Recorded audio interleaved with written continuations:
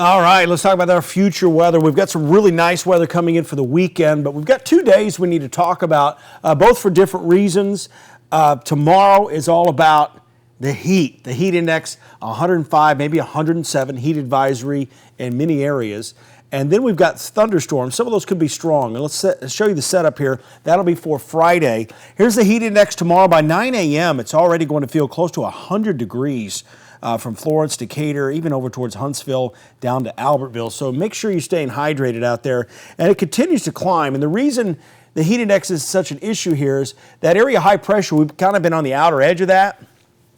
It pretty much moves to the east and northeast tomorrow before it drops south as a front moves in from the north Friday. So we're kind of going to go weather whiplash here, so to speak. So this is the heat we've been talking about most of the week. The reason it hadn't been around is because that area high pressure has not fully moved in, but that'll change tomorrow. Again, a very hot day tomorrow. Stay hydrated. Rock the South going on down in Coleman. Tomorrow will be a very hot day, so stay hydrated. Here's the thunderstorm fuel, and this is the reason we always have this much CAPE, convective available potential energy, in the summer times.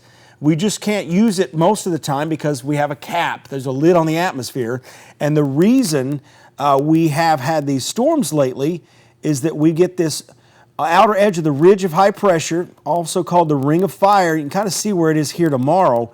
It's to our north. So those bigger storms, the flooding threat's going to be up into more middle Tennessee and unfortunately up into Kentucky again.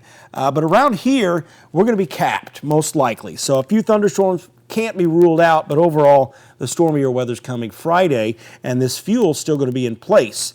Again, look at that area. This is just a lot of instability, but you can have all the instability you want. If the atmosphere can't tap into it, you don't have the strong to severe storms like we had yesterday. As far as Friday goes, notice the front, and there's kind of a trend here. These storms are going to be right on the outer edge of this cape, and they like to dive into it once that front starts moving in. So this is about 10 o'clock in the morning Friday. Complex of storms probably north of Memphis, moving east-southeast. And notice how this starts to move in to North Alabama during the late afternoon, early evening hours. This complex will be on the strong side, a severe threat potentially, but mainly looking at damaging straight-line winds. And the tornado threat usually doesn't get realized this time of year, but you get some other boundary layer features like we had yesterday in the Monrovia area that you can get a real concentrated area of some, say, 80-mile-per-hour winds, and that's kind of the case that happened in Monrovia yesterday.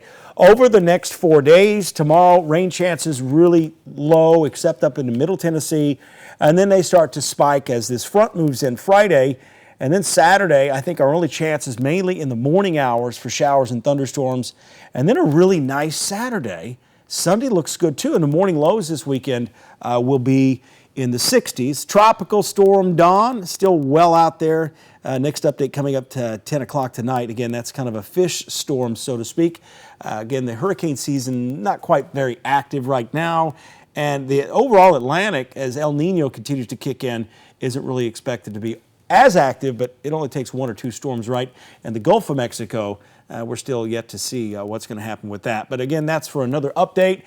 Coming up later, another update. I'll probably talk about why our weather pattern has been out of whack, so to speak, and it all has to do with where that area high pressure sits up. And I think I kind of gave you a clue of that in that forecast. If you're still sticking around here, don't forget to subscribe. Again, I haven't done a YouTube video for a while. I've been on vacation, but I'm back, and I'll try to make these a little bit more regular for you.